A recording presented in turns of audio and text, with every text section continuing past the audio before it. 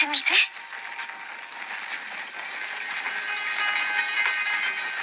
ತಾವು ಯಾರು?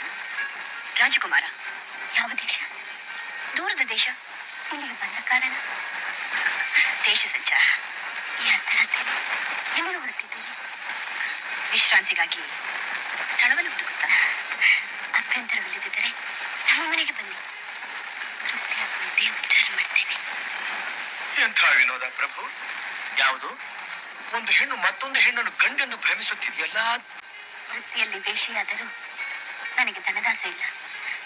ನಿನ್ನನ್ನು ಹೊಂದುವ ಆಸೆ. ನಿನ್ನಂದಕ್ಕೆ ಮಾರು ಹೋದೆ. ಛೆ, ಕಾಮಾತುರಾಣ ನ ಭಯಂ ನ ಲಜ್ಜ. ಲಜ್ಜೆ ಪಟ್ಟರೆ ಇಷ್ಟಾರ್ಥ ನೆರವೇರುವುದೇನು? ಬಾವೀರ, ಬಿಡು, ನನ್ನ ಕೈ ಬಿಡು. ನೀನು ತಪ್ಪು ತಿಳಿದಿದ್ದಿ. ನೀನು ಭಾವಿಸಿರೋ ಹಾಗೆ ನಾನು ಪುರುಷನಲ್ಲ.